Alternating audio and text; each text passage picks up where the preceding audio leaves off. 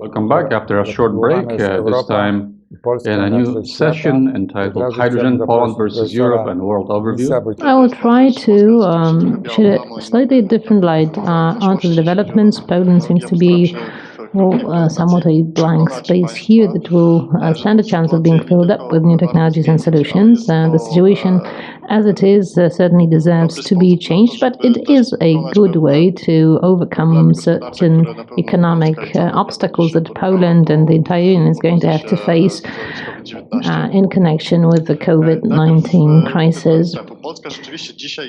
As an introductionist, Poland is one of the major players in terms of the production of hydrogen in Europe.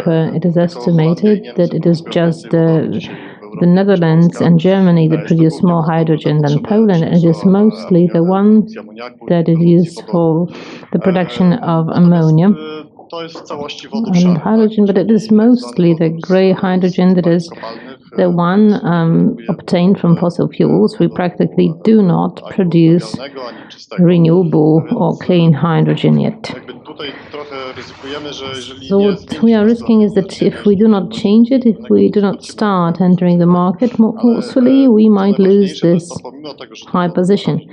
Despite this hydrogen not being great, is that Poland has competences in distributing hydrogen. It's storing, at least locally, and plans some kind of distribution and handling it. So there is technical stuff that knows what hydrogen is and how to handle it, taking care of all the safety measures.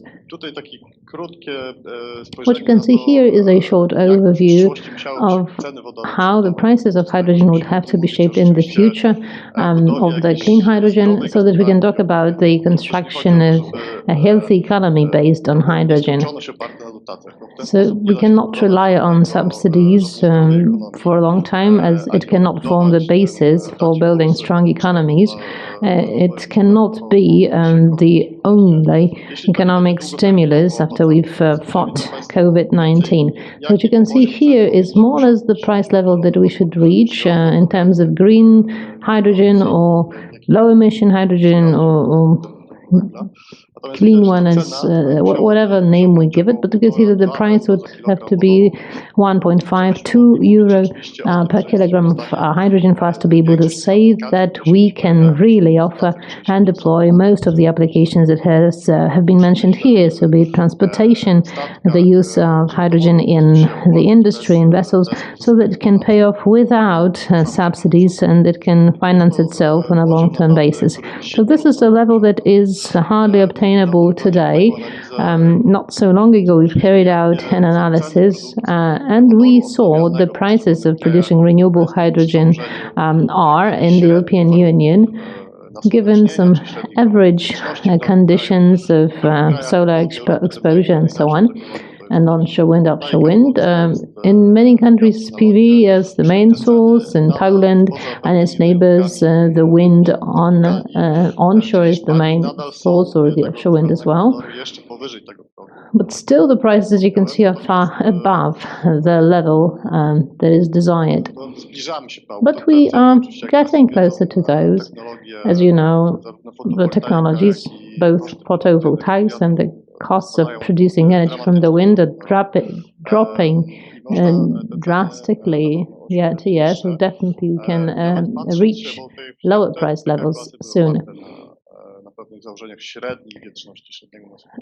Those analyses were based on average wind conditions, peak conditions, and so on, but when you look at the RES auctions held in Poland last year, you will see that the prices of the auctions that won PV was between 270 and 330 zlotys per megawatt hours. In Polish conditions, it would be hard then to produce green hydrogen that would have a competitive price without any subsidies. However, as for the onshore wind, the lowest price that won the bid was 162 zlotys per megawatt hour. That would make it possible to produce green hydrogen for 3 zlotys per kilogram. And that is the price. Well, it would be hard maybe to find a buyer that would use it to produce ammonia that uses grey hydrogen that has the prices of gas today. But still, in the mobility mobility segment, especially when we talk about passenger cars, we can slowly start considering building self-financing investment initiatives based on this kind of hydrogen to everybody's satisfaction, this producer, consumer, buyer, the distributor, the owner of the refueling station. Everybody can be proud not only that they reduce emissions, but also they would not really sense it in their pockets or accounts. There is another technology that is really important in Poland too. It is the offshore wind. We do not have any auctions. One, because the technology is only developing, but looking at average conditions, what we can count on, taking the Baltic Sea into account, that would be about €5 per kilogram, maybe slightly below that. But when we look at what the estimates are, when the technology keeps developing, we can see that in the last 4 to 5 years, the price dropped by 1/3. In 2015, the auctions of offshore winds were about 150 zlotys per megawatt hours, and last year the auctions from the UK showed the price is €45–46 per megawatt hour. If this trend continues, and it is very much likely to be so, we can expect that the prices of green hydrogen from renewable wind will also drop following the prices of renewable energy. It is convergent with the calculation of ours of the price of hydrogen from offshore energy. So when we talk not about floating productions, so producing it strictly on the sea, but we're talking about the on-land production with the use of the cable from the sea. So it will be 5.5 of. Well, here we have pounds here, but that would be slightly more than €5 per kilogram. You see that until 2030, it is expected for the prices to drop by half, which is again more or less convergent with the targets of the EU Commission. By 2050, on the other hand, it is expected that these prices will become competitive even to those of grey hydrogen. Of course, you can think now whether that will happen by 2050, sooner or later, but anyhow, it seems clear and doubtless that it will come one day, which is worth realizing, because I do not know any other technology that makes it possible to reach zero emission, and that has a target really to it that is attainable. So there is no other price competitive solution. And this is one of the main arguments for betting on these technologies that in a foreseeable perspective will start paying off. In a foreseeable future, without EU support, they will simply pay off. What will happen by then? Until 2050, some time is still left, and we cannot wait. We cannot commit the mistake that was made with RES. So when we decided that rich Germans have their whims, if they want to build the turbines, let them do so. And we waited for the technology to become cheap. Now it's cheap now, but whatever we want to buy from it has to be imported from abroad. We cannot make the same mistake again with respect to hydrogen. It is already today that we should be using the resources available so that until 2050 or 2040, when the technologies will be profitable on their own, we should have built sufficient technological competence, being no less innovative than foreign companies, and build infrastructure, build the market for hydrogen. And then we will be able not only to consume the benefits of the technology having become profitable, but also maybe we will stand a chance to export it to other countries. Now, a few words on these resources. They will be huge. Of course, the budget has not been adopted yet, but the scale itself shows that there's really going to be a lot for innovative projects to be implemented soon. To compare, we can say that fuel cell and undertaking that was supposed to finance in the entire Europe, mostly Western countries, Western companies participated in that project. Owing to that project, the market in Western Europe was built at all. So it was possible to build electrolyzers, lower their costs of their production, their efficiency was improved, and over 14 years, this program had about 1 billion euro. And this money was sufficient to build a lot, to build competences of the companies that today are worth 100 millions, if not billions now. It seems that having such resources that we are talking about here, you can do more. It will be far above 1 billion. Of course, not all of it will go to Poland, but it seems that our ambition with hydrogen strategy should be not only following the pattern of what happened in Western Europe 10 years ago and taking those slow steps, like 2 stations or 7 stations, a single bus in each of the cities. No, I think that we should really be ambitious and try not only this distance not to become greater, but to try to reduce it as far as possible over the coming decade. Now, a few slides to show you that it is not just a matter of EU officials coming up with certain targets and allocating some resources for them to be met. Apart from the officials, the EU and also other countries can really see the potential of the technology. Apart from the EU resources, you can see that around 20 countries have either adopted or are developing their hydrogen strategies. By 2025, the countries that have hydrogen strategies will be responsible for about 80% of the global GDP. Look, Germans, with their hydrogen strategy, are planning to allocate 13 to 21 billion euro only in Germany. Also, France and Great Britain have their plans. Even Russia has 1 billion in their strategy to be allocated to the development of hydrogen technologies. Also, Ukraine is developing its strategy. So really, we cannot sleep over. The world is not going to wait for us. And really, to end now, a few words on how the world approaches different hydrogen applications, which applications are most popular. When I look at the strategies that have been developed or are in the course of developing, of course, the mobility sector, transportation, this is what comes here at the fore. This is the area that hydrogen will be applied in most often.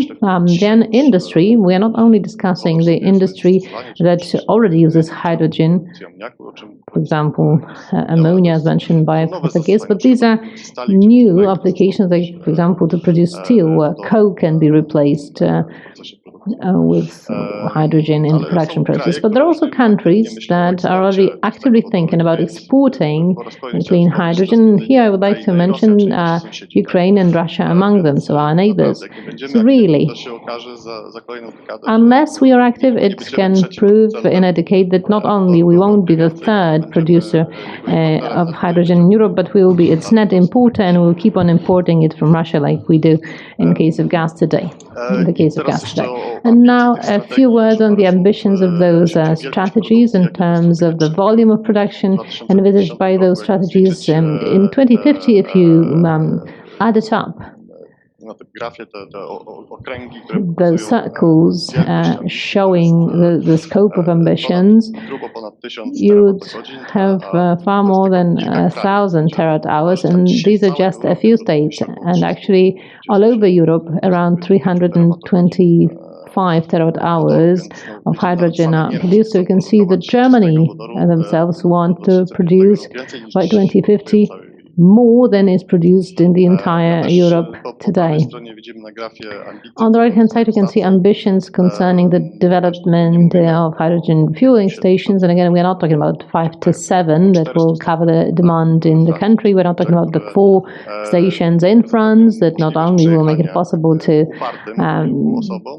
for the few stubborn ones to be driving around, but actually will ensure the comfort of many. It is only then that we can really guarantee that it will cease to be a niche product, but will reverberate among a broader range of users. And the last thing from me, if I still have enough time, as we are in Gdańsk and Gdynia, in the vicinity of the seaports, I would like to reply to what we've heard from the professor in terms of using hydrogen for maritime purposes. It seems to us that here Well, of course, for seagoing ones, it is going to be raw material for the production of synthetic fuels, but there is quite an area of the market covering even cruises. It's difficult to imagine those working on ammonia, where clean, compressed or liquefied hydrogen will have its spot on the market, and it will be a sizable spot. So I encourage you not to forget about it in our strategy. It's not just mobility, not just trains, but also the maritime sector. That for Poland, for Polish shipyards, can be quite a chance. So thank you very much. That's all from me. Thank you. I would like to emphasize, and again I'll repeat myself, that provided we have ambitious goals, the distance between us and Europe will keep on growing. Our projects are small. We've heard about the strategies of the Polish champions. What we take are small steps, following what Europe has already done. Today, when you read the new programs launched by the Commission, they talk about 100 megawatt batteries or electrolyzers, whilst we are talking about a single megawatt, about testing something, analyzing something else. So the European scale, as you've rightly mentioned, mentions 400,000 refueling stations, whilst PGNiG representative told us that we are building one in order to learn something. So I think that with this approach, we will be reinventing the wheel, actually, rather than taking bold decisions that have to be taken, especially in the light of what Jorgo said today. We have an exceptional chance not to take a small step, but to take a huge leap in no time. Now I would like to invite Mr. Jan Wegener from National Hydrogen Organization from Germany, who is a leader of hydrogen technology industry in Europe. And we want to learn about mistakes, as I asked Jan to prepare his presentation about the mistakes taken by National Hydrogen Organization in Germany, and how was the Germany road to hydrogen. Maybe less about the past and maybe more about the future, how we have to follow. Jan, please. Right. Thank you very much. Thank you very much for having me. My name is Jan Wegener. I work for, like Marek said, I work for the National Organization Hydrogen and Fuel Cell Technology in Germany. And yeah, I promise I will not dwell too much on the past, but look ahead and tell you a little what we learned along the way.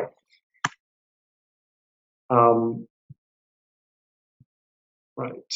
So, who is NLW? What are we doing? We are a completely publicly funded organization that belongs to the state, and we manage several government programs, mostly funding programs, and mostly for the Federal Ministry of Transport and Digital Infrastructure.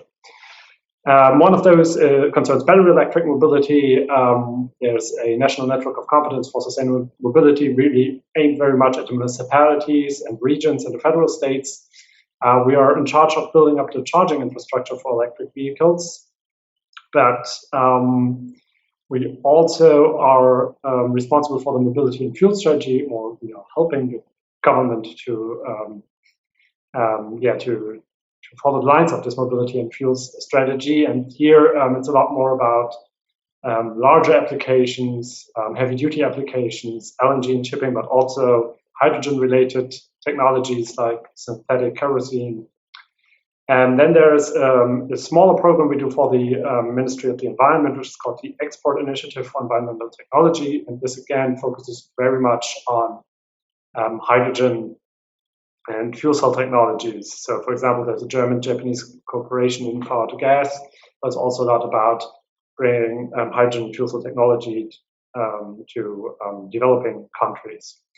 And then there's our namesake, which is the NIP, the National Innovation Program, Hydrogen and Fuel Cell Technology, which is why we got founded in the first place in 2008, and that's what I want to focus on today.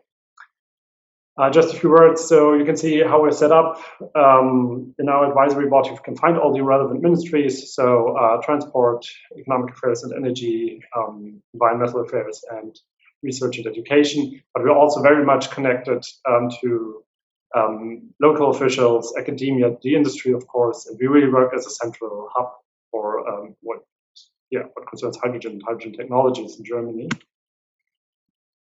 Then I promise not to dwell too much on the past, but I'm going to talk a little anyway about the phase one of the NIP. So we started off in 2006. We got founded in 2008, like I said, so 2 years after that to manage the program. Back in the day, the program was really very much about, or basically only about, research and development support. So that has changed, as you will see. And what that achieved was really to signal to the sector to keep investing and really safeguarded the position of a lot of companies in Germany, and drove down the costs of a lot of applications, especially hydrogen refueling stations, which were twice as expensive back when we started. We really did learn a lot. This is how the program looks nowadays. So we are keeping with research and development and innovation. We usually operate with funding guidelines. This is one of them. The other one is for market activation.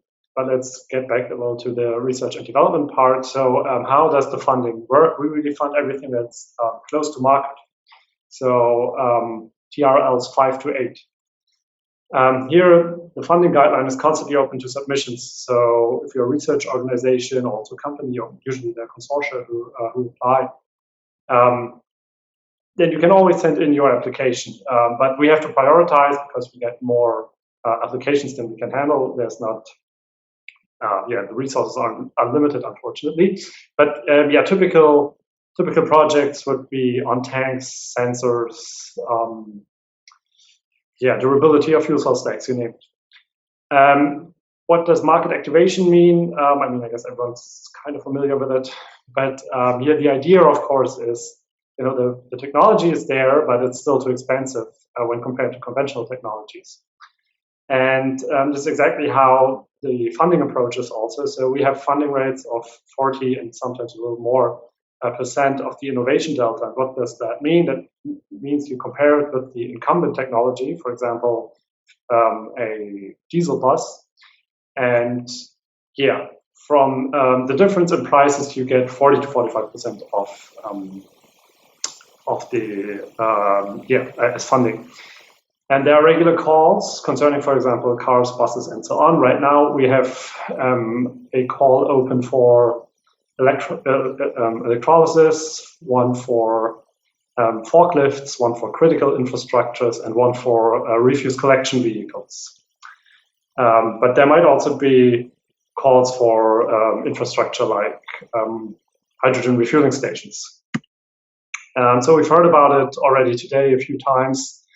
Hydrogen refueling in Germany. Currently, there are 86 hydrogen refueling stations in operation. So I'm really talking strictly about 700 bar retail stations for passenger cars, passenger vehicles. By the end of 2020, we hope to have 100 HRS. With the whole COVID situation, things get delayed. And then from 2021 on, the tentative plan is to have 50 HRS per year, but that will also really depend on the demand for green hydrogen, for hydrogen in general, and fuel cell electric vehicles. Then that brings me to our first learning, the first lesson we've learned. So we've also heard that today already. The idea was really that the fuel cell electric passenger cars will be one of the main drivers for the demand of green hydrogen or hydrogen in general. This has not really been the case, we must admit. So this graph shows you the fuel cell electric vehicle registrations in California and Germany. And short disclaimer, this is just registrations. It's not rolling stock. So some got decommissioned, so numbers are a little lower. This is really just adding up the registrations. But the story remains the same. If you look back in December 2015, when this graph starts, we were actually on top. So there were more fuel cell electric vehicles in Germany. And well, if we look at it now, there's quite a gap. And why is that? Well, it's not because there's less infrastructure in Germany than in California. We got twice the stations. But it's because of the regulatory framework, of which we've heard so much today as well. So all the cars and the automakers will always put these fuel cell electric vehicles first onto the Californian market, and that's down to stringent regulations, epitomized by the ZEF mandate. And we don't have something that's really comparable, at least not in stringency, to that in Germany or Europe, and that's why we have a lot fewer cars, which is a pity because we have a lot more stations. You have probably seen one of those graphs before. I'm not going to go into detail. This is really what sector coupling is all about. And brings us to one of the second learnings, which is you have to look at all of these sectors. It doesn't really help if only the transport sector tries to achieve something. So especially if it comes to the production of green hydrogen or of energy, an image like this becomes important. So it's really clear, or has been clear from a very early stage, that in terms of renewable energies, it's really just going to be the fluctuating ones in Germany that we have to rely on, because there's little potential for hydro or biomass. And then the question comes into play, what to do with storage, seasonal storage, and how to distribute this to other sectors. We have in the past, then this, like in the last 2 years almost now, drawn on these learnings in order to modify our funding. So we have chosen a much more regional approach now, which is epitomized by, represented by this program called Highland, or these projects under this umbrella. And there are 3 different categories of regions. So there are the high starters, which are regions where the region is interested, but they don't have a clue, basically. So we really start helping them. We build the first connections, the first networks, and get out there and try to help them to get to the next stage, which would be the high experts, which is really about funding, feasibility studies.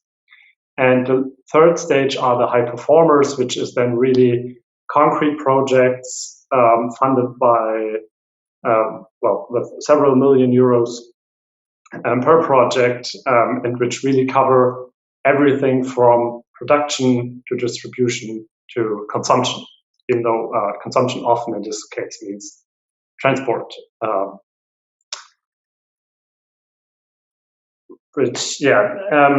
So I've said already that you need to think of all the parts, but where it all starts is, of course, the production of green hydrogen.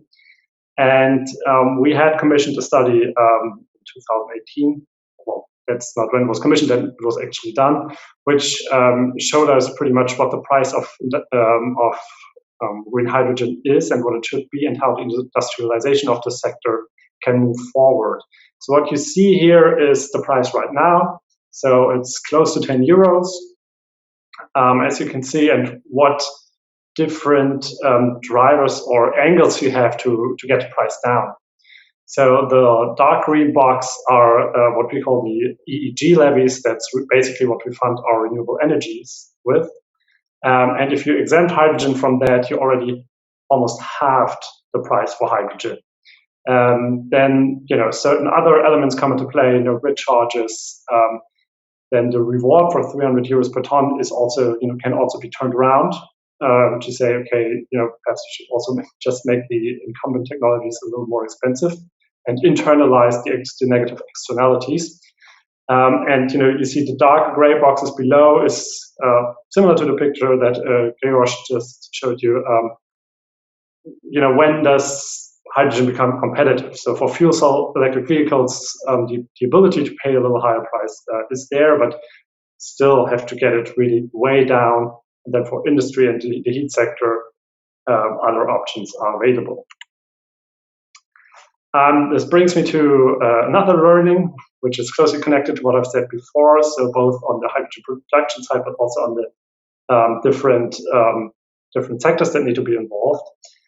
And that is the national hydrogen strategy that has been launched this year. So here we really have an interministerial strategy for once.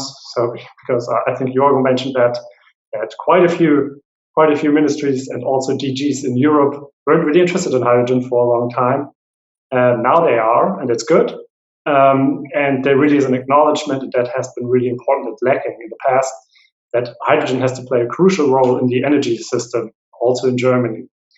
And what this hydrogen strategy now does is to really integrate, all the plannings that we already have, the planned programs with the one that are ongoing. And it defines a lot of additional measures and 38 concrete measures to really cover the whole value chain and see what we can do there. The budget, as we've said, is 7 billion additional euros to be spent on the national scale and 2 billion on the international scale. And this is money basically that comes also from the COVID stimulus package. And like I also said, so one of the learnings that's already in here is that we need to focus really on green hydrogen and green hydrogen production. So this is really encompassed by measures 1 to 4, which are, the first measures to take. And here the goal for the future, so this, the outlook to the future is to have 5 gigawatt of installed capacity by 2030. And that's Germany alone. And then we'll add another 5 gigawatt pretty soon after that. If you look at the map on the right, you can see that we are not there yet. This is, basically 100-fold of what we have now, or more than that. And the measures how to get there are also already described in the strategy. And this really brings me back to all the regulatory learning that we've done. So there is a plan to have an exemption of the EEG levy. There is a plan to establish EEG CO2 pricing and to get down with the, I don't know why it does that, I'm sorry, with the different price components. So what we really want to do here is to support the industry by funding electrolysis and give the whole industry a large push, and to assign also offshore areas for green hydrogen production, which will be absolutely crucial, because there you get to the load hours that you really aspire to, and where hydrogen becomes important and interesting. I'm sorry to interrupt you. Can you come to conclusions? Yes, this was actually it. So thank you very much. This is all we've learned. Now, there is a lot more. If there are any questions, please just Thank you very much. Sorry, we are out of time, so the next question maybe we'll send you by email. Yeah, no problem. Thank you all our speakers.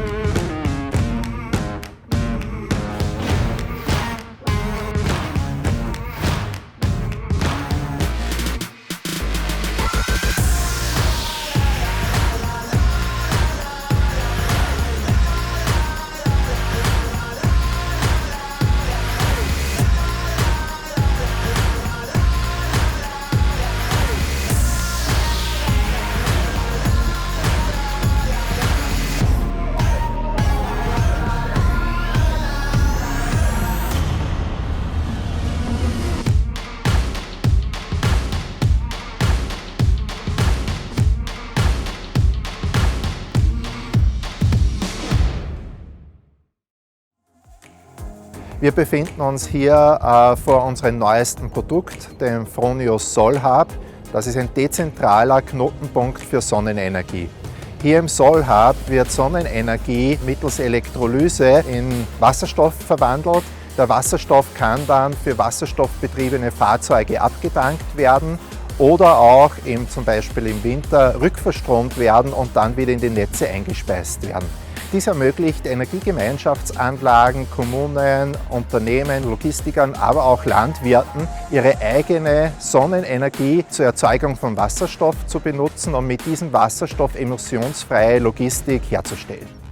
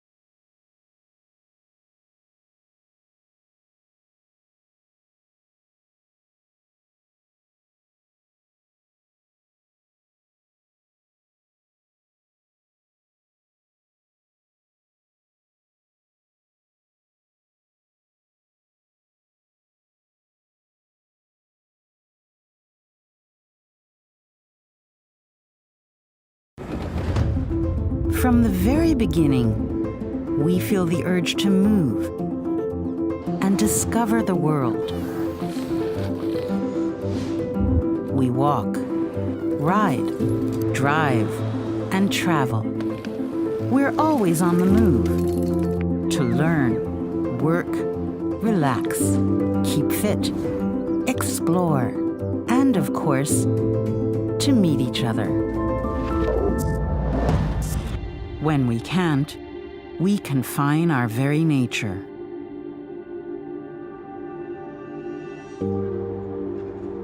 We depend on mobility for ourselves and for moving all those things we need and want in life.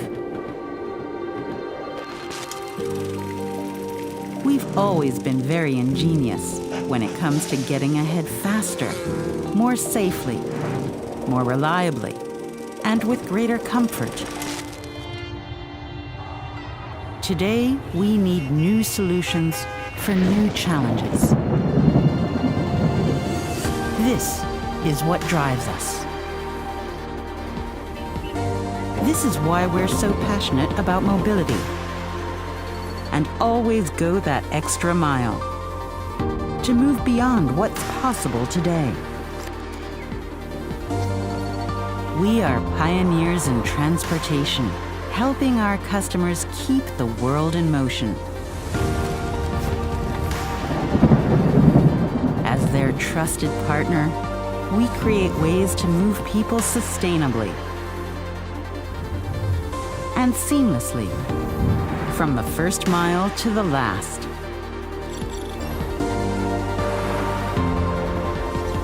This is our vision. This is what we're moving toward and beyond.